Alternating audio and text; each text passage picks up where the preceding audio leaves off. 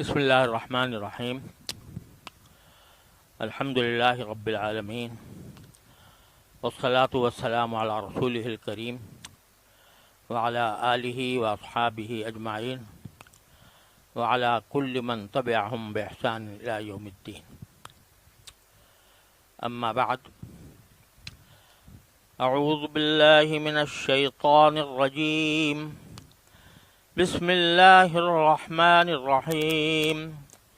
في بيوت أذن الله أن ترفع ويذكر فيها اسمه يسبح له فيها بالغدو والآصال رجال لا تلهيهم تجارة ولا بيع عن ذكر الله وإقام الصلاة وإيتاء الزكاة يخافون يوما تتقلب فيه القلوب والأبصار ليجزيهم الله أحسن ما عملوا ويزيدهم من فضله والله يرزق من يشاء بغير حساب.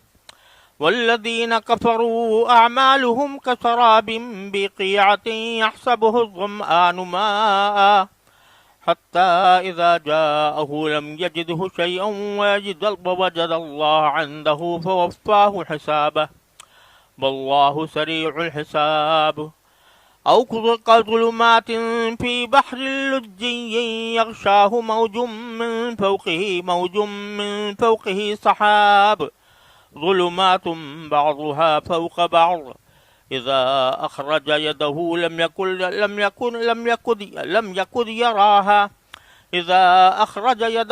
يكد يراها ومن لم يجعل الله له نورا فما له من نور. یہ سورہ نور کی آیات ہیں جو ابھی میں نے آپ کے سامنے تلاوت کی.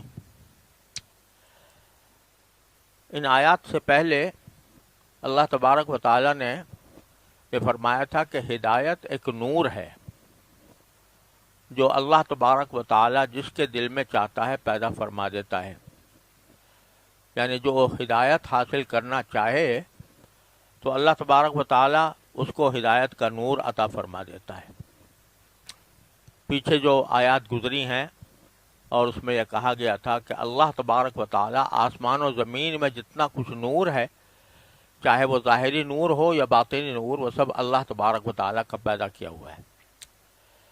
اب ان آیات میں اللہ تبارک و تعالیٰ نے ان لوگوں کا بیان فرمایا ہے جن کو اللہ تبارک و تعالیٰ ہدایت کا نور عطا فرماتے ہیں، اور ان لوگوں کا جو اس ہدایت کے نور سے محروم رہتے ہیں. اس کے لیے اللہ تبارک و تعالیٰ نے ان آیات میں دونوں قسم کے لوگوں کا ذکر کیا ہے. اللہ کی دی ہوئی ہدایت سے فائدہ اٹھانے والے اور اللہ کی ہدایت سے منہ موڑنے والے. پہلے میں ان آیات کا ترجمہ پڑھ دیتا ہوں، اس کے بعد انشاءاللہ اس کی تھوڑی سی تشریح عرض کروں گا. ترجمہ یہ ہے کہ جن گھروں کے بارے میں اللہ نے یہ حکم دیا ہے کہ ان کو بلند کیا جائے اور ان میں اس کا نام لے کر ذکر کیا جائے، ان میں صبح و شام وہ لوگ اس کی تسبیح کرتے ہیں جنہیں کوئی تجارت یا کوئی خرید و فروخت نہ اللہ کی یاد سے غافل کرتی ہے، نہ نماز قائم کرنے سے اور نہ زکوٰۃ دینے سے. وہ اس دن سے ڈرتے رہتے ہیں جس میں دل اور نگاہیں الٹ پلٹ کر رہ جائیں گی. نتیجہ یہ ہے کہ اللہ ان لوگوں کو ان کے اعمال کا بہترین بدلہ دے گا اور اپنے فضل سے مزید کچھ اور بھی دے گا، اور اللہ جس کو چاہتا ہے بے حساب دیتا ہے.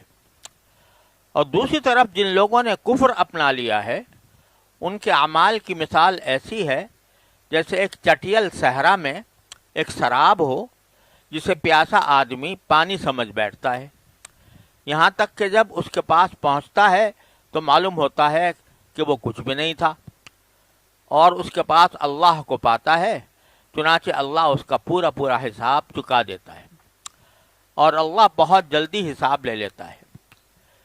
یا پھر ان اعمال کی مثال ایسی ہے جیسے کسی گہرے سمندر میں پھیلے ہوئے اندھیرے کہ سمندر کو ایک موج نے ڈھانپ رکھا ہو، جس کے اوپر ایک اور موج ہو اور اس کے اوپر بادل، غرض اوپر تلے اندھیرے ہی اندھیرے، اگر کوئی اپنا ہاتھ باہر نکالے تو اسے بھی نہ دیکھ پائے، اور جس شخص کو اللہ ہی نور عطا نہ کرے اس کے نصیب میں کوئی نور نہیں۔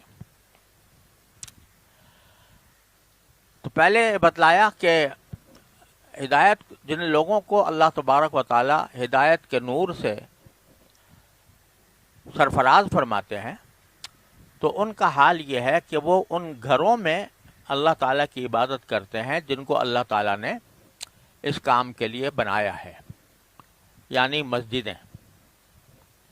تو پہلے ان بیوت کا ذکر ہے، فی بیوت، ان گھروں میں، اذن اللہ ان ترفع، جن کے بارے میں اللہ نے حکم دیا ہے کہ ان کو بلند کیا جائے۔ اذنا کے لفظی معنی تو اجازت دینے کے ہوتے ہیں، کہ اللہ نے اجازت دی ہے کہ ان کو بلند کیا جائے، لیکن مفسرین نے فرمایا کہ یہاں اذن بعض اوقات حکم کے معنی میں بھی آتا ہے، لہذا مطلب یہ ہے کہ جن کے بارے میں حکم دیا اللہ تعالیٰ نے کہ ان کو بلند کیا جائے۔ ترفع کے لفظی معنی ہے بلند کرنا، اور بلند کرنے کے دو معنی ہیں، دو مطلب ہیں۔ ایک تو جب کوئی عمارت بنائی جاتی ہے تو اس کو بلند کیا جاتا ہے، یہ لفظ اس معنی میں بھی استعمال ہوتا ہے، جیسے قرآن کریم میں دوسری جگہ وَيَرْفَعُ إِبْرَاهِيمُ الْقَوَاعِدَ مِنَ الْبَيْتِ وَإِسْمَاعِيلُ، وہاں فرمایا اللہ تعالیٰ نے کہ ابراہیم علیہ السلام بلند کر رہے تھے بیت اللہ کی بنیادوں کو، یعنی تعمیر کر رہے تھے، وہ تعمیر کرنے کے معنی میں بھی آتا ہے۔ اور دوسرے معنی اس کے ہوتے ہیں کسی چیز کو بلند درجہ دینا، بلند مقام دینا، درجے کے اعتبار سے کسی چیز کو بلند کرنا۔ یہاں دونوں معنی مراد ہے، یہ بھی کہ ایسی مساجد وہ لوگ بلند کرتے ہیں، یعنی تعمیر کرتے ہیں، جن کو اللہ تبارک و تعالیٰ کے ذکر سے غفلت نہیں ہوتی، اور اس کے معنی یہ بھی ہے کہ وہ اس کو بلند مقام دیتے ہیں، بلند رتبہ دیتے ہیں مساجد کو، یعنی مسجد کو وہ گندگی سے پاک رکھتے ہیں، مسجد کو وہ ایسی چیزوں سے محفوظ رکھتے ہیں جو لوگوں کو تکلیف دینے والی ہو، جیسے رسول کریم سرور عالم صلی اللہ علیہ وسلم نے ارشاد فرمایا کہ اگر کوئی شخص کچی پیاز یا کچا لہسن کھائے ہوئے ہو تو وہ مسجد میں نہ آئے، کیونکہ اس سے لوگوں کو بدبو محسوس ہوگی۔ اور اسی بنا پر فقہاء کرام نے فرمایا کہ اگر کسی شخص کو ایسا زخم ہے جس سے بدبو اٹھ رہی ہے تو ایسے شخص کو مسجد میں نہیں جانا چاہیے، نماز اکیلے پڑھنی چاہیے، کیونکہ اگر وہاں جائے گا اور اس کی بو قریب والے آدمی کو محسوس ہوگی تو اس کو تکلیف ہوگی، اور مسلمان کو تکلیف سے بچانا یہ بہت بڑا اہم حکم ہے شریعت کا۔ مسلمانوں کو تکلیف سے بچانے کے لیے اللہ تعالیٰ نے بہت سے معاملات میں چھوٹ دی ہے، کہ اگر کسی جگہ مسلمانوں کو تکلیف پہنچ رہی ہو تو بہت سے عبادتوں کو موقوف کر دیا اللہ تعالیٰ نے، کہ اب پھر حالانکہ نماز باجماعت کی بڑی تاکید ہے، لیکن ایسا شخص جس کے منہ سے یا جسم سے کوئی بدبو نکل رہی ہو اور آس پاس کے لوگوں کو اس سے تکلیف پہنچے تو اس کو حکم یہی ہے کہ وہ نماز مسجد میں نہ جائے بلکہ اپنے گھر میں ادا کرے۔ تو بلند مقام دینا مسجدوں کو، یہ کہ ان کو اپنے عام مکانوں سے زیادہ مقدس سمجھا جائے اور اس میں کوئی گندگی کا کوئی شائبہ اس میں نہ ہو، اس بات کا اللہ تعالیٰ نے حکم دیا ہے۔ اور اسی وجہ سے مساجد کے احکام کے اوپر فقہاء کرام نے بہت تفصیل سے بحث کی ہے۔ میرے والد ماجد حضرت مولانا مفتی احمد شفیع صاحب رحمۃ اللہ علیہ کا ایک پورا رسالہ ہے آداب المساجد کے نام سے، مساجد کے کیا آداب ہیں۔ تو یہاں ترفع کے اندر یہ بات بھی داخل ہے کہ ان کو بلند مقام دیا جائے اور ان کو ہر قسم کی تکلیف دہ اشیاء سے محفوظ رکھا جائے۔ وَيُذْكَرَ فِيهِ اسْمُهُ، اور ان مساجد میں اللہ کا نام لیا جائے. اللہ کا نام لینے سے مراد مطلق ذکر ہے، اس میں نماز بھی داخل ہے، اس میں عبادت کے دوسرے طریقے بھی داخل ہیں، اس میں نماز فرائض بھی داخل ہے، نوافل بھی داخل ہے، اور ویسے ہی آدمی ذکر کرے، تسبیح کرے تو وہ بھی اس میں داخل ہے. فرمایا کہ اس میں ان مساجد میں جن کا یہ ذکر ہوا، یسبح لہ فیہا بالغدو والآصال، ان مسجدوں میں صبح و شام تسبیح کرتے ہیں. کون لوگ؟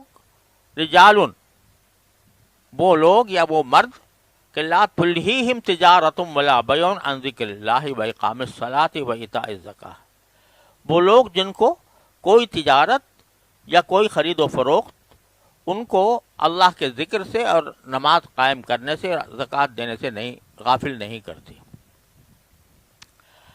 یہاں یہ فرمایا کہ یہ اللہ والے جو ہیں وہ صبح و شام اس میں اللہ کا ذکر کرتے ہیں، تسبیح کرتے ہیں.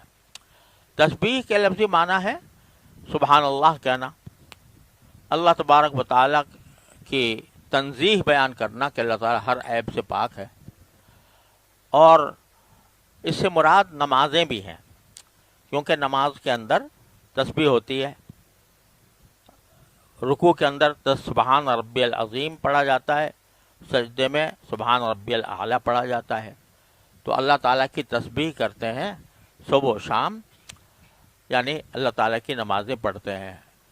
اور صبح میں اور شام میں جتنی نمازیں ہیں وہ سب اس کے اندر آ گئیں. آگے فرمایا کہ یہ تسبیح کرنے والے کون ہیں؟ وہ ایسے مرد ہیں کہ جن کو نہ تجارت غافل کرتی ہے اور نہ خرید و فروخت غافل کرتی ہے اللہ کے ذکر سے اور نماز قائم کرنے سے. یہ اصل بات ہے جو ان آیات میں خاص طور پر جس پر زور دیا گیا ہے. پہلے تو یہ بات سمجھ لیجئے کہ رجالن فرمایا، رجال کے معنی ہے مرد.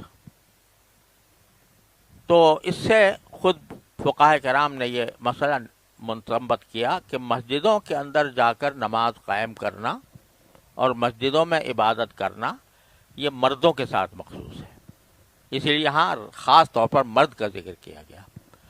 خواتین کو مسجد میں آنے کی عام حالات میں اجازت نہیں ہے.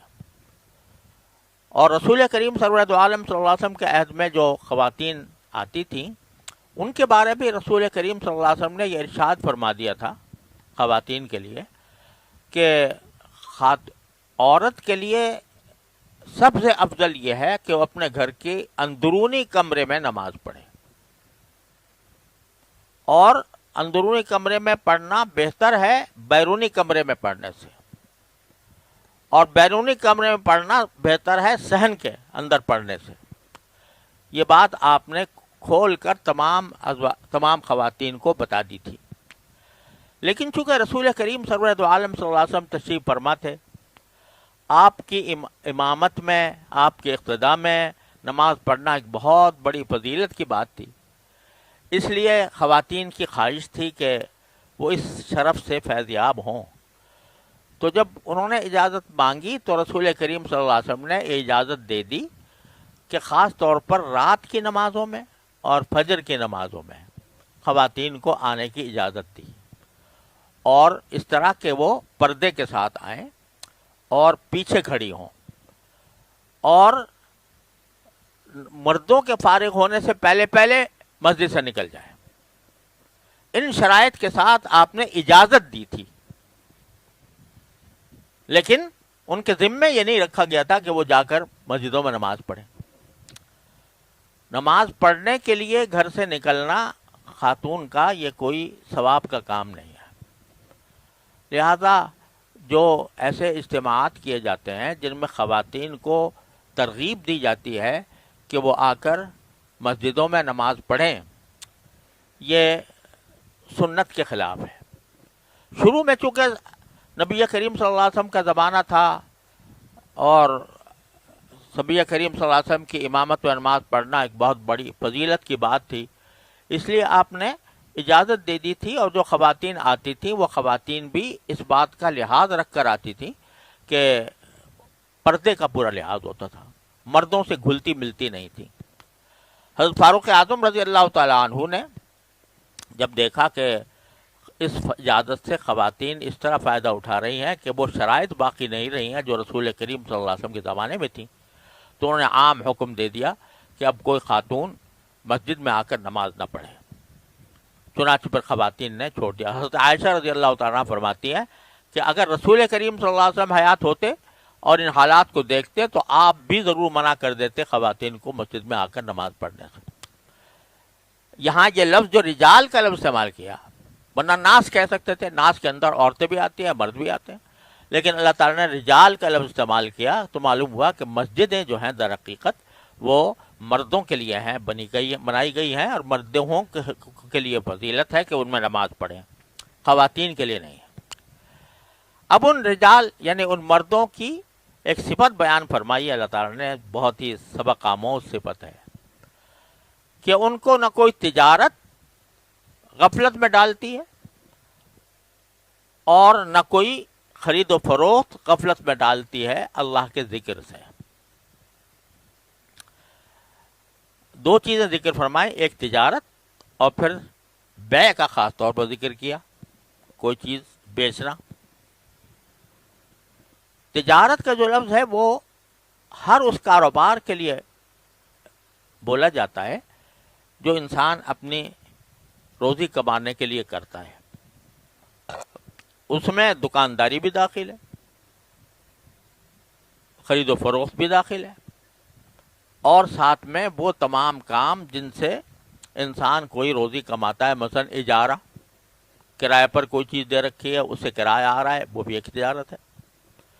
ایک شخص نے اپنے اوقات دے رکھے ہیں، کسی جگہ ملازمت کی ہوئی ہے تو اپنے اوقات اس نے کرائے پر دے دیے ہیں اور اس کے ذریعے وہ روزی کما رہا ہے، وہ بھی تجارت ہے۔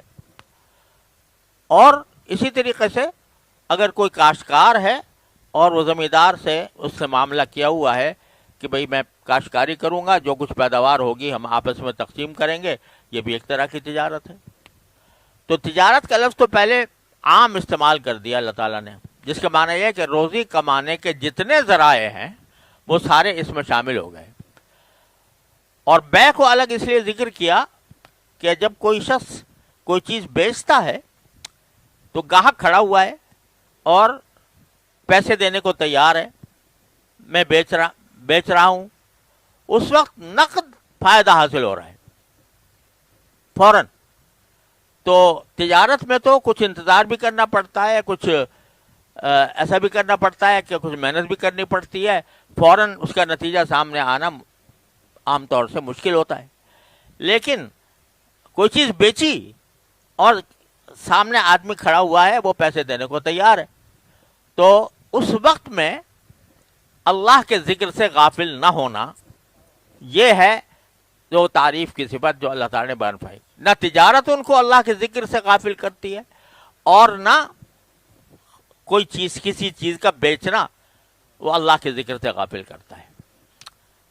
تو مطلب یہ کہ انسان کو اگر اللہ تعالیٰ نے اجازت دی ہے تجارت کی، اجازت دی ہے خرید و فروخت کی، اجازت دی ہے تمام ذرائع معاش حاصل کرنے کی، لیکن شرط یہ ہے کہ وہ ذرائع معاش انسان کو اللہ کے ذکر سے غافل نہ کریں،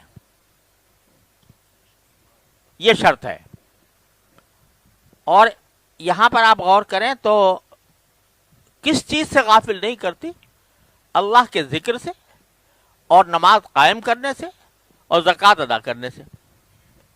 اللہ کا ذکر پہلے ذکر کر دیا اور پھر نماز کا ذکر الگ ہے، جس کے معنی یہ کہ صرف نماز ہی اللہ کا ذکر نہیں ہے، بلکہ اللہ تبارک و تعالیٰ کی یاد اور اس کا ذکر انسان کے رگ و پے میں اس طرح سمایا ہوا ہونا چاہیے کہ وہ جس حالت میں بھی ہے اس حالت میں بھی اس کا دل اللہ تبارک و تعالیٰ کی طرف متوجہ ہو،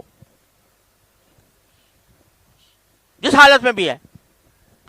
اور یہ چیز کہ انسان کا دل کسی وقت بھی غفلت میں نہ ہو، اللہ تعالیٰ کے ذکر میں رہے، یہ بڑی عظیم صفت ہے، اور بظاہر بڑی مشکل لگتی ہے کہ آدمی اپنے دنیا کے کاروبار میں بھی لگا ہوا ہے، ملازمت بھی کر رہا ہے، تجارت بھی کر رہا ہے، اس کے ذرائع آمدنی بھی چل رہے ہیں، اور اس وقت میں بھی اللہ کا ذکر اس کے دل میں ہو، اللہ تبارک و تعالیٰ کی یاد اس کے دل میں ہو، اس سے غافل نہ ہو۔ تو خوب سمجھ لیجئے کہ اللہ کے ذکر سے غفلت کی کئی تہیں ہیں، کئی درجات ہیں۔ ایک تو یہ ہے غفلت نہ ہونے کے معنی کہ جو ہی نماز کا وقت آئے تو آدمی فوراً نماز کے لیے تیار ہو جائے اور نماز کی طرف روانہ ہو جائے، یوں نہ سمجھے کہ اگر میں کوئی نماز کے لیے چلا گیا تو میرا کوئی نقصان ہو جائے گا۔ تو ایک ادنا درجہ غفلت سے بچنے کا یہ ہے، ادنا درجہ، کہ جس کام میں بھی انسان مشغول ہے اس کام کو فوراً نماز کے تقاضے سے فوراً چھوڑ دے، اور یہ پرواہ نہ کرے کہ فوراً چھوڑنے سے کوئی نقصان ہو جائے گا۔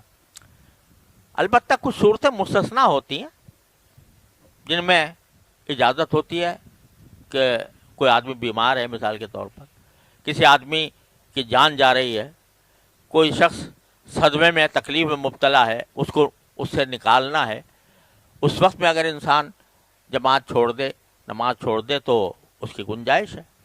لیکن عام حالات میں ہونا یہ چاہیے کہ انسان جب کسی بھی کام میں مشغول ہو، چاہے وہ تجارت کا کام ہو، چاہے کسی بھی قسم کا کام ہو، جب نماز کا وقت آ جائے تو وہ کوئی پرواہ کیے بغیر نماز کے لیے چل دے۔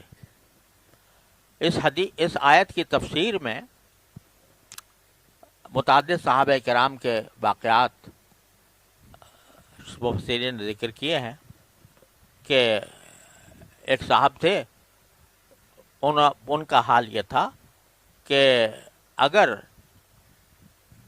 ان کے کان میں اذان کی آواز اس وقت پڑ گئی جب وہ لوہار تھے اور انہوں نے ہتھوڑا سر سے پر اٹھایا ہوا ہے لوہے پر مارنے کے لیے، اسی حالت میں اگر اذان کی آواز آ جاتی تو اس ہتھوڑے کو پیچھے پھینک دیتے تھے، ایک ضرب لگانا بھی گوارا نہیں کرتے تھے، اور فوراً نماز کے لیے چلے جاتے تھے۔ اور میں نے اپنے والد ماجد رحمۃ اللہ علیہ سے یہ واقعہ سنا کہ حضرت عبداللہ بن مبارک رحمۃ اللہ علیہ بڑے درجے کے اولیاء اللہ میں سے ہیں، فقیہ بھی ہیں اور محدث بھی ہیں، بڑے بڑے محدثین کے استاد ہیں۔ ان کا حال یہ تھا کہ رات کو وہ اپنے مکان کی چھت پر تہجد کے نماز میں کھڑے رہتے تھے لمبے،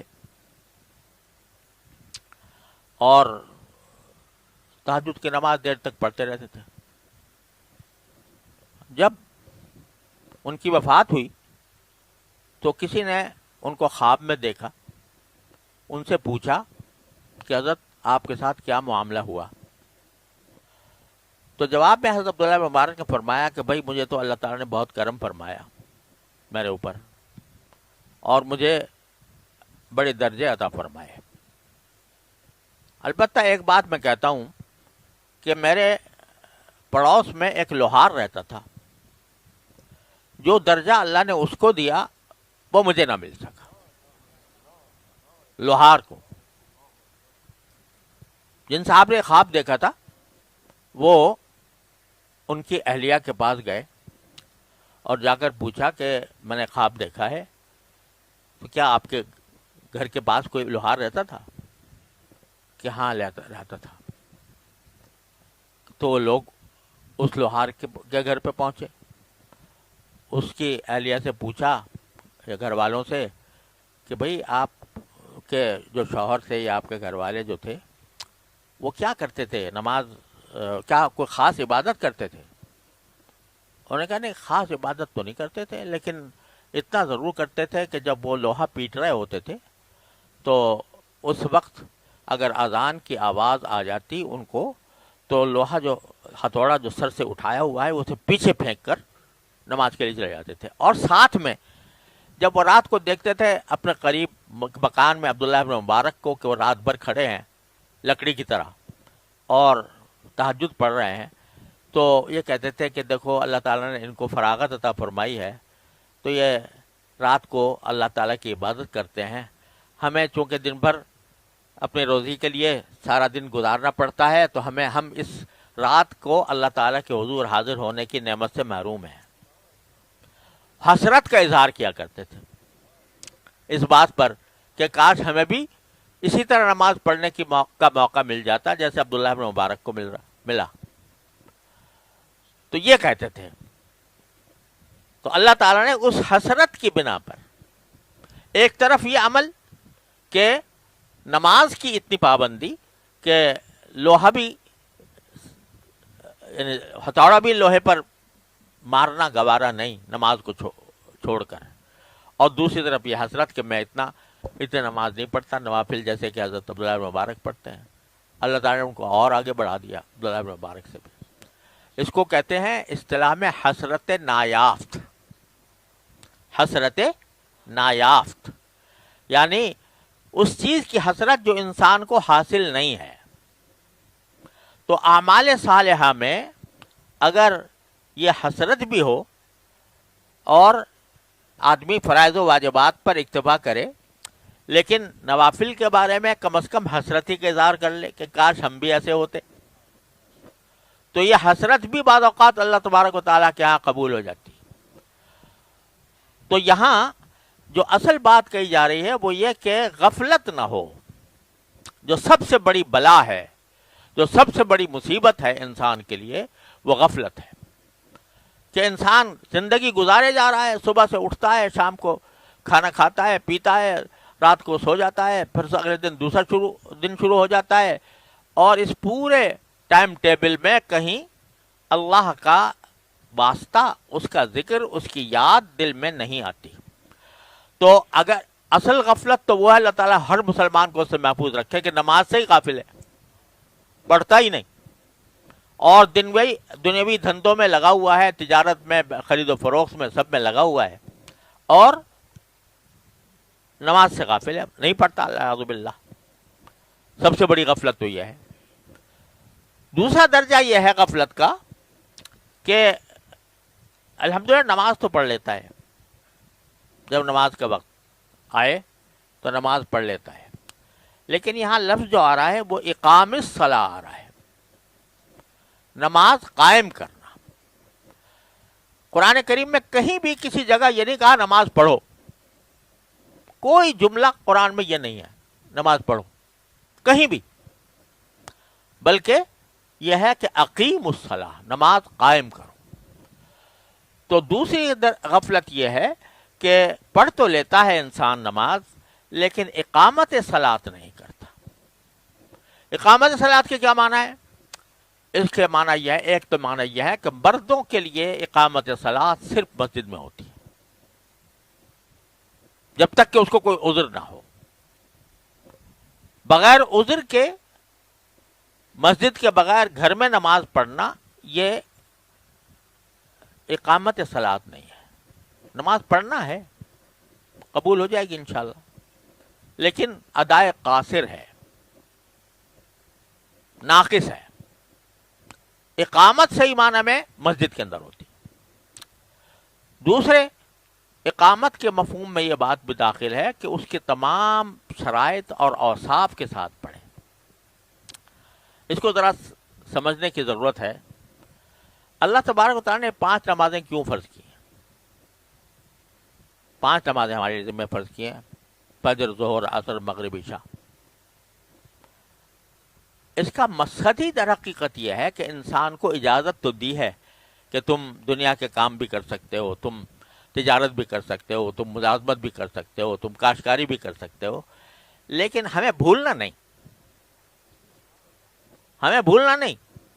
لہذا تمہیں 5 مرتبہ تمہارے ذمہ لازم کر دیا گیا ہے تم ہمارے دربار میں آئے گا. یہ 5 نمازیں اس لیے فرض کی گئی ہیں کہ انسان دنیاوی زندگی میں مشغول ہو کر اپنے خالق و مالک کو نہ بھولے.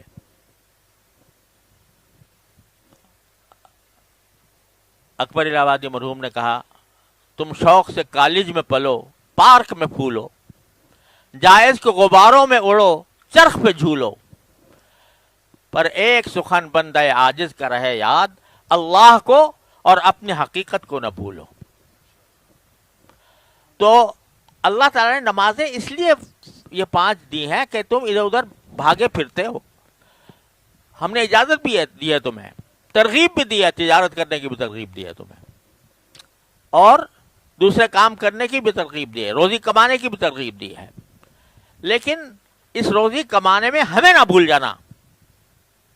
اس لیے اللہ تعالیٰ نے 5 وقت میں کہا ہمارے پاس حاضری دے دیا کرو. 5 مرتبہ ہمارے پاس آ کے حاضری دے دو. یہ مقصود ہے اس نماز کا. جب یہ مقصود ہوا تو پہلے تو وہ نماز کا طریقہ جو مقرر کیا گیا ہے کہ جماعت سے پڑھے مرد.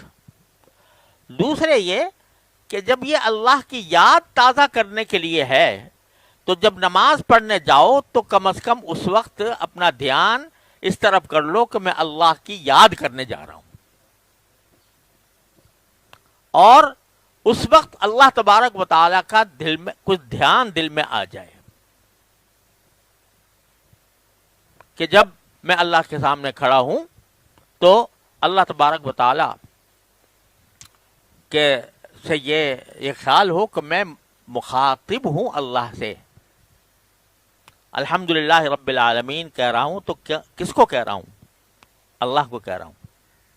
الرحمن الرحیم مالک یوم الدین، اور پھر ایاک نعبد و ایاک نستعین.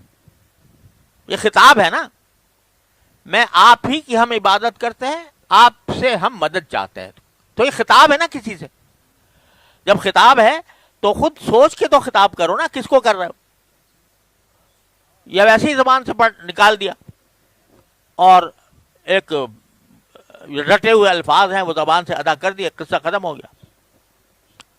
تو کم از کم دھیان تو کرو کہ میں کسی سے کہہ رہا ہوں، کچھ کسی سے کہہ رہا ہوں کہ ہم آپ کی عبادت کرتے ہیں، ہم آپ سے مدد چاہتے ہیں، اور میں کہہ رہا ہوں کہ ہمیں سیدھے راستے کی ہدایت دے دیجیے. صراط الذین انعمت علیہم غیر المغضوب علیہم ولا الضالین. تو ذرا تھوڑا سا اب جب آؤ تو آنے کے بعد پھر یہ سمجھو کہ یہ وقت اللہ نے مجھے اپنے پاس حاضری کا دیا ہوا ہے، اپنے پاس حاضری کا وقت دے رکھا ہے. تو اس وقت میں جاؤ تو یہ سوچ کر جاؤ کہ میں اللہ کی یاد تازہ کرنے کے لیے جا رہا ہوں اور اس سے مخاطب ہوں، اور اسی کے سامنے میں اپنی درخواست بھی پیش کر رہا ہوں، اور میں اسی کو رکوع کر رہا ہوں، اسی کو سجدے کر رہا ہوں، اور اسی کو سجدہ کرتے ہوئے میں اس کی تسبیح کر رہا ہوں، سبحان ربی الاعلیٰ کہہ رہا ہوں. یہ تصور دل میں ہونا چاہیے. اگر یہ نہیں ہے، گئے جا کر کھڑے ہو گئے، دل کہیں دماغ کہیں، اور کھڑے ہو کر بس ایک ڈیوٹی پوری کر لی، اور نہ قیام پوری طرح صحیح ہوا، نہ رکوع پوری طرح صحیح ہوا، نہ سجدہ پوری طرح صحیح ہوا، بلکہ بس وہ ایک اپنے سر سے ایک بوجھ اتار دیا. تو نماز تو فقہا کسی سے پوچھو گے، فقیہ سے، مفتی سے، نماز تو ہو جائے گی. اگر تعدیل ارکان کے ساتھ ہوئی ہے تو نماز تو ہو جائے گی. کہیں گے ہو گئی نماز. ہمارا نماز ہونے کے کہ فریضہ سر سے اتر گیا. لیکن امام غزالی رحمۃ اللہ علیہ نے اور امام راضی رحمۃ اللہ علیہ نے اس کی مثال یوں دی ہے کہ جیسے اگر آپ کے اوپر کسی کا قرض ہو تو اس قرض کو ادا کرنے کا ایک راستہ یہ ہے کہ آپ جا کر اس کو ادب سے پیسے پیش کر دیں کہ بھئی آپ نے بڑی ہمارے اوپر مہربانی کی، یہ میں واپس کر رہا ہوں. اور دوسرا طریقہ یہ ہے کہ اس کو پھینک کے مار دو کہ یہ تمہارا کوئی قرضہ تھا، لو تمہارے ناک پہ مار دیں. تو بتاؤ جب یہ ناک پہ مار دیا قرضہ ادا ہو جائے گا کہ نہیں ہو جائے گا؟ ہو جائے گا نہیں؟ اب اس کو مطالبے کا حق نہیں ہوگا. لیکن اس کو بدتمیزی کہا جائے گا, اس کو بد تہذیبی کہا جائے گا. تو اس وقت دینے کے وقت میں بھی ادب کا لحاظ ہونا ضروری ہے. تو اب یہ نماز ایسا نہیں ہے کہ بس پھینک کے مار دی گئی, بلکہ اس کو ذرا سمجھ کے, اگر انسان اپنے خشوع کا نماز کے اندر ارادہ کرے تو ایسا نہیں ہے کہ کوئی بہت زیادہ اس کو بہت زیادہ وقت دینا پڑے گا. چند منٹوں کا فرق ہوتا ہے. صرف اس توجہ کی ضرورت ہے کہ میں نماز پڑھ رہا ہوں, اللہ کے سامنے ہوں بس, اور ذہن میرا ان الفاظ کی طرف ہے جو میں زبان سے ادا کر رہا ہوں. تو وہ خشوع ہو گیا. اور یہ اگر یہ نہیں ہے تو غفلت کا یہ دوسرا درجہ ہے, اللہ بچائے. تو اور یہ پہلے بھی میں بار بار عرض کر چکا ہوں کہ نماز کو جاتے وقت کچھ کلمات ہیں جو تلقین فرمائے گئے ہیں. تو وہ کلمات اگر آدمی کہتا ہوا چلا جائے تو پھر اس کا جو دھیان ہے اس وقت دنیاوی زندگی میں لگا ہوا ہے, اس سے پھر واپس آنے کا راستہ نکل جاتا ہے. وہ الفاظ کیا ہے؟ انی وجہت وجہی للذی فطر السماوات والارض حنیفا وما انا من المشرکین. میں نے اپنا رخ اب میں نے اس ذات کی طرف کر لیا ہے جس نے تمام آسمان و زمین کو پیدا کیا, اور میں اس کی طرف سیدھا اس کی طرف رخ کر کے میں چل رہا ہوں, اور میں اللہ کے ساتھ کسی شریک کا روادار نہیں ہوں, مان المشرکین. اور میں نے پہلے بھی عرض کیا تھا کہ انسان اگر نماز پڑھتے وقت یہ تصور کر لے کہ میں بیت اللہ کے سامنے پڑھ رہا ہوں, حتیم میں کھڑا ہوں, میزاب رحمت سامنے ہے اور نماز پڑھ رہا ہوں, تو اس وقت انسان تصور کرے. اور ایک حدیث میں رسول کریم صلی اللہ علیہ وسلم نے ارشاد فرمایا کہ جب تم نماز پڑھو تو ایسے پڑھو جیسے کہ تمہاری آخری نماز ہو. اگر کسی کو پتہ چل جائے کہ میرا انتقال ہونے والا ہے, اگر اس کا آخرت پر ایمان ہے, تو وہ نماز کیسی پڑھے گا؟ ایسے ہی جلدی بھاگ دوڑ کے پڑھ لے گا, بلکہ اس کو اطمینان سے پڑھے گا. تو یہ جو فرمایا جا رہا ہے کہ کوئی تجارت اور کوئی خرید و فروخت ان کو غافل نہیں کرتی نماز کے قائم کرنے سے. نماز کا قائم کرنا الگ ذکر کیا اور ذکر اللہ کا ذکر الگ کیا. حالانکہ نماز بھی ایک ذکر اللہ کے ذکر میں داخل ہے. وہ اس لیے کہ غفلت کا ایک تیسرا درجہ ہے. میں نے بتایا نا غفلت کے درجے. ایک غفلت کا درجہ یہ ہے کہ آدمی کو فرائض کی پرواہی نہیں ہے, الیاذ باللہ, ہر مسلمان کو اللہ اس سے محفوظ رکھے. ایک ہے لیکن ٹھیک طریقے سے آداب کے ساتھ ادا نہیں کر رہا. تیسرا درجہ یہ ہے غفلت کا کہ نماز بھی ٹھیک پڑھ رہا ہے سب کچھ, لیکن زندگی کے مختلف مراحل میں اللہ کے ذکر سے غافل ہے.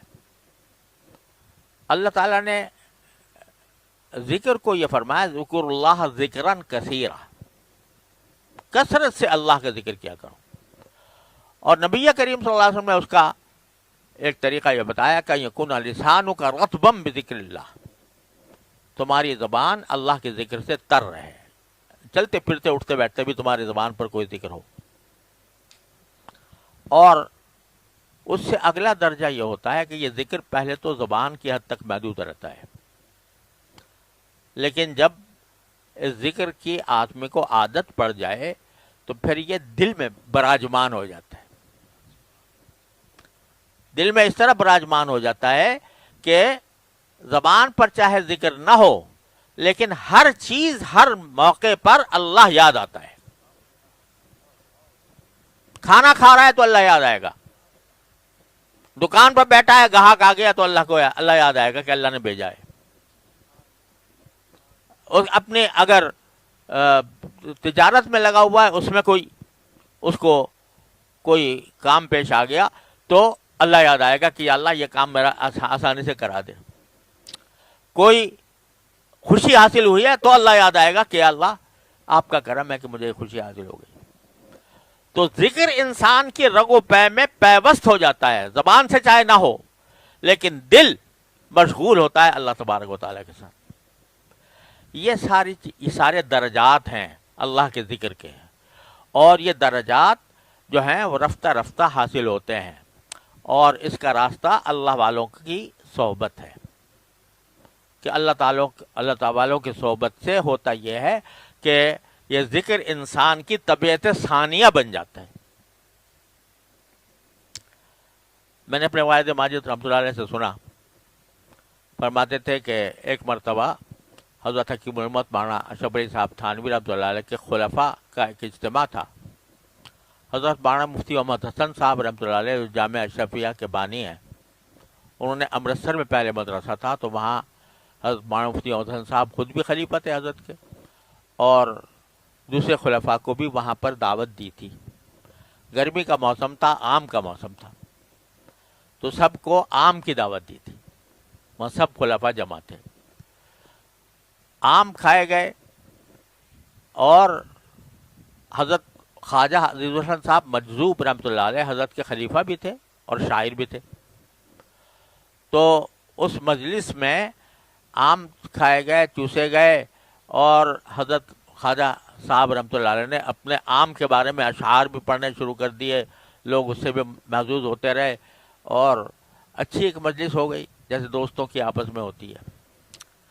جب مجلس ختم ہونے لگی تو خواجہ عزیز الحسن صاحب مجذوب رحمۃ اللہ علیہ نے پوچھا اپنے تمام رفقا سے کہ بتاؤ، ابھی ہم اس مجلس میں مشغول تھے تو کس کس کو غفلت ہوئی؟ کس کس کو غفلت ہوئی؟ کیا معنی کہ اس مجلس میں جو ہم نے باتیں کی، اس باتوں کی وجہ سے اللہ تبارک و تعالیٰ کی یاد سے کس کو غفلت ہوئی؟ بعض آتے ہیں کہا بھائی ہم تو غفلتی میں تھے، اس وقت جو کچھ کر رہے تھے، کھا پی رہے تھے، مذاق کر رہے تھے. حضرت خواجہ صاحب نے فرمایا الحمدللہ مجھے اس پورے وقت میں غفلت نہیں ہوئی. کیا معنی کہ مذاق بھی ہو رہا تھا، شعر بھی پڑھائے جا رہے تھے، کھانا بھی کھایا جا رہا تھا، آم بھی چوسے جا رہے تھے، اور دل اللہ تبارک و تعالیٰ کے ساتھ مشغول تھا. تو یہ کیفیت جو ہے وہ در حقیقت بزرگوں کی صحبت سے اور کثرت ذکر سے. اللہ تبارک و تعالیٰ پہلے زبان پر ذکر جاری فرماتے ہیں، اور پھر وہ دل کے اندر داخل ہو جاتا ہے. اس کو ہم ایک کیفیت ہے جس کو الفاظ میں تعبیر کرنا مشکل ہے. بعض صوفیاء کرام نے اس کو تعبیر کیا دست بکار و دل بیار. ہاتھ تو کام میں مشغول ہے اور دل اللہ سے ہاتھ لگا ہوا ہے. حضرت والد صاحب قدس اللہ تعالیٰ سرہ نے ایک مرتبہ حضرت حکیم الامت مولانا تھانوی رحمۃ اللہ علیہ کو خط لکھا اپنے حالات لکھتے ہوئے. تو فرمایا کہ کچھ ایسا لگتا ہے کہ جیسے مقناطیس ہوتا ہے نا، مقناطیس، اس کی سوئی ہمیشہ شمال کی طرف رہتی ہے. تو ایسا لگتا ہے کہ کہ دل کی جو سوئی ہے وہ ہر وقت آپ کی طرف متوجہ ہے، اور آپ سے مراد ہے اللہ تعالیٰ، کیونکہ اللہ تعالیٰ تک پہنچانے والے وہ تھے. کیا مطلب جیسے مقناطیس کو گھماؤ دائیں بائیں کہیں بھی گھماؤ، لیکن سوئی جو ہے وہ شمال کی طرف رہے گی. تو جب یہ ذکر اللہ دل میں رچ بس جاتا ہے تو اس وقت میں دل کی سوئی، چاہے وہ مذاق ہو رہا ہو، چاہے عام مجلس ہو رہی ہو، چاہے عام گفتگو ہو رہی ہو، دل کی سوئی اللہ ہی کی طرف رہے گی. تو لا تلہیہم تجارۃ ولا بیع عن ذکر اللہ واقام الصلاۃ وایتاء الزکاۃ. یہ سارے کام کرتے ہیں، نماز بھی قائم کر رہے ہیں، زکوٰۃ بھی دے رہے ہیں، اللہ کے ذکر سے ان کا دل معمور بھی ہے. اس کے باوجود یخافون یوما تتقلب فیہ الابصار، وہ اس دن سے ڈرتے رہتے ہیں جس میں دل اور نگاہیں الٹ پلٹ کر رہ جائیں گی. یعنی اس سب کے بعد یہ تصور دل میں ہے کہ مجھے ایک دن جانا ہے اللہ کے پاس، اور وہ دن آنے والا ہے جس میں ہم اللہ کے سامنے جمع ہوں گے. نگاہیں پلٹ جائیں گی اور دل پلٹ جائیں گے. دل ایسے پلٹ جائیں گے کہ جس چیز کو پہلے جس چیز کا پہلے خیال بھی نہیں تھا وہ چیزیں سامنے آ جائیں گی، اور آنکھیں اس طرح کہ جو پہلے مناظر کبھی دیکھے نہیں تھے وہ دیکھنے کو مل جائیں گے، اور کبھی دائیں بائیں دیکھ رہے ہوں گے، کبھی بائیں دیکھ رہے ہوں گے کہ پتہ نہیں کہاں سے ہمیں ہمارا نامہ اعمال دائیں طرف سے آتا ہے کہ بائیں طرف سے آتا ہے۔ یہ اس دن کو اپنے ذہن میں رکھ کر تھوڑا سا خوف پھر بھی رہتا ہے۔ خوف کس بات کا بھائی؟ جب اللہ کو کے ذکر کو اپنی عادت ثانیہ بنا لیا، چلتے پھرتے اٹھتے بیٹھتے ہر وقت اللہ کا تصور ہے اور اس کا ذکر ہے، پھر کاہے کا خوف؟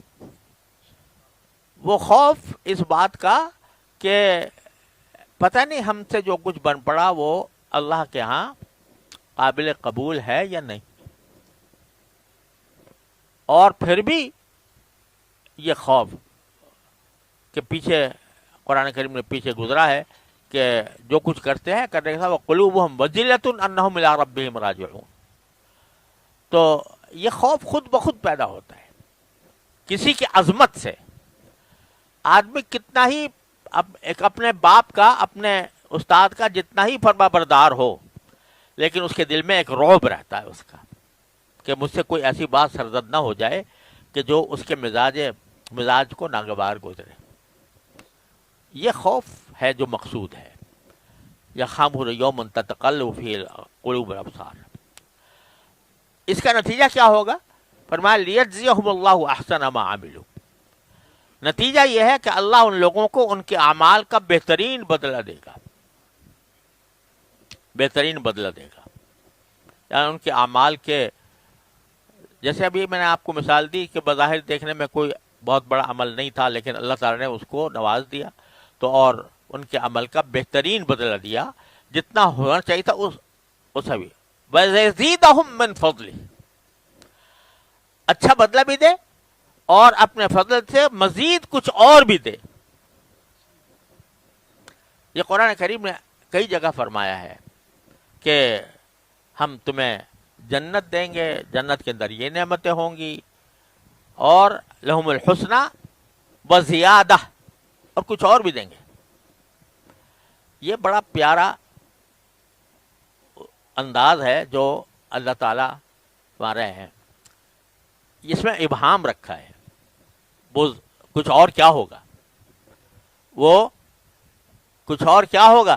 جیسے کوئی شخص، کوئی باپ یا کوئی استاد یا شیخ یا کوئی آقا، وہ اپنے غلام سے کہے کہ کچھ دیں گے تمہیں،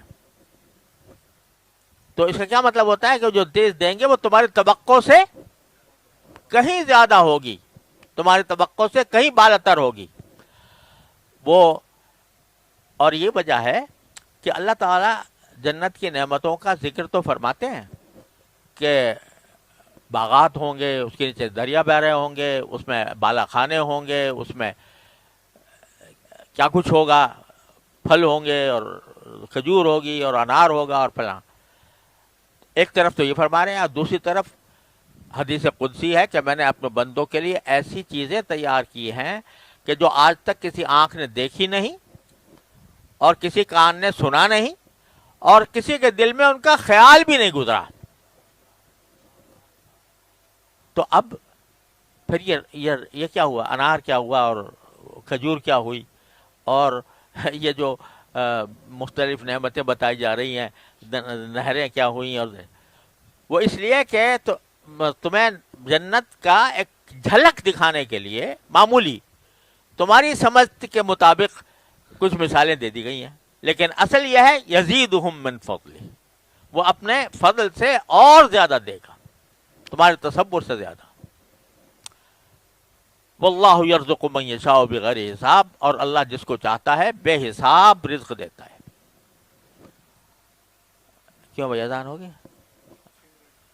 اچھا، آگے یہ تو ان لوگوں کی بات ہے جو اللہ کے ذکر سے غافل نہیں ہوتے، اس تفصیل کے مطابق جو میں نے ابھی عرض کی۔ آگے بیان ہے ان کا جو اللہ کو بھولے ہوئے ہیں۔ ان کی دو قسمیں ہیں۔ ایک قسم وہ ہے جو آخرت کو تو مانتی ہے، لیکن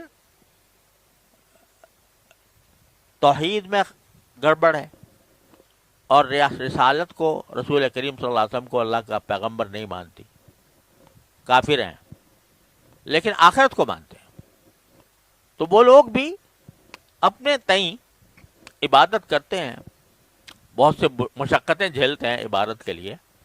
پہلے ان کی مثال دی اللہ تعالیٰ نے، یہ فرمایا کہ والذین کفروا اعمالہم کسراب، کہ جو کفر جنہوں نے اختیار کیا ہے ان کے اعمال ایسے ہیں جیسے سراب، صحرا جو ہوتا ہے لمبا چوڑا جس میں ریگستان، اس میں دور سے اگر دیکھا جائے تو ریت ہی ایک جگہ جا کر ایسا لگتا ہے جیسے پانی لہریں لے رہا ہے، اس کو سراب کہتے ہیں۔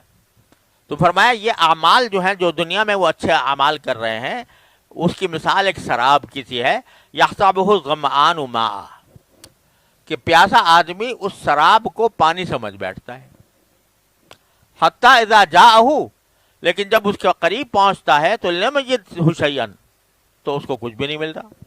جس کو وہ دریا سمجھ رہا تھا یا پانی سمجھ رہا تھا، وہاں جب پہنچے گا تو کچھ بھی نہیں ہوگا۔ ووجد اللہ عندہ، اور اللہ کو اس کے پاس پائے گا، فوفاہ حسابہ، تو وہ اس کا حساب چکا دے گا۔ تو لم یجدہ شیئا کے معنی یہ ہے کہ اعمال جو ہے وہ کر رہا ہے، وہ سراب کی طرح سمجھ رہا ہے کہ یہ اعمال مجھے اللہ تعالیٰ کی رضا تک اور جنت تک پہنچا دیں گے، لیکن حقیقت ان کی کچھ بھی نہیں ہوتی، کیونکہ ایمان نہیں ہے، لہذا ان کی حقیقت کچھ نہیں۔ تو وہ سراب کی طرح، جس طرح اس نے دھوکہ دیا تھا اور آدمی جب پہنچا تو وہ کچھ بھی نہیں تھا، تو وہاں پر انسان جو ہے جب اس کی موت آ جائے گی تو اس کو پتہ چلے گا کہ یہ سارے اعمال جو میں نے کیے تھے یہ سراب تھے، اور اس وقت اللہ اس کو نظر آئے گا، یعنی اللہ تبارک و تعالیٰ کی بارگاہ میں حساب و کتاب کے لیے پہنچے گا، وَوَفَّاهُ حسابہ، تو اللہ تعالیٰ اس کا حساب پورا چکا دیں گے، اور اللہ تعالیٰ کو حساب لینے میں کوئی دیر نہیں لگتی، وہ بہت جلدی سے حساب لینے والا ہے۔ یہ تو ان کافروں کی مثال تھی کہ جو آخرت پر ایمان رکھتے ہیں اور کچھ اعمال اس لیے کرتے ہیں تاکہ آخرت میں کام آئیں، لیکن وہ کام نہیں آتے ان کے۔ آگے مثال ان کی ہے کہ جو آخرت ہی کے قائل نہیں ہیں۔ بہت سے لوگ ہیں نا کہ بھائی یہ خواہ کی تصور باندھا ہوا ہے کہ مرنے کے بعد دوبارہ زندہ ہوں گے اور پھر اللہ کے سامنے جواب دہی ہوگی، تو ایسے کافروں کی مثال یہ ہے، او کظلمات فی بحر اللجی، وہ بالکل ہی اندھیرے میں ہیں وہ لوگ، کیونکہ آخرت کا تصور ہی نہیں ہے۔ تو اس کی مثال ایسی ہے جیسے کسی گہرے سمندر میں پھیلے ہوئے اندھیرے۔ اندھیرا ویسے تو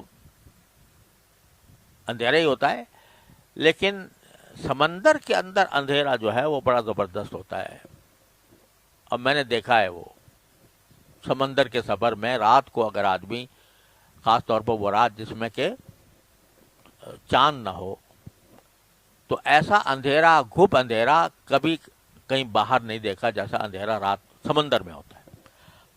سمندر بھی کیسا؟ گہرا سمندر، لجی، یغشاہ موج من فوقہ موج، اور اس میں ایک موج دوسرے موج کے اوپر چڑھی ہوئی ہے، من فوقہ سحاب، اوپر سے بادل ہے۔ اگر بادل نہ ہوتا تو ستاروں کی کچھ روشنی آ جاتی، لیکن بادل بھی ہے۔ تو ظلمات بعضھا فوق بعض، تو یہ اندھیرے ہیں اوپر تلے، اندھیرے ہی اندھیرے، اور اتنا اندھیرا کہ اذا اخرج یدہ، اگر وہ اپنے ہاتھ نکالے کوئی شخص اس سمندر کے اندر جا کر، تو لم یکد یراہا، تو اس کو دیکھ نہیں سکے گا، ہاتھ بھی نظر نہیں آئے گا، جیسے اردو میں کہتے ہیں ہاتھ کو ہاتھ سجا نہیں دیتا۔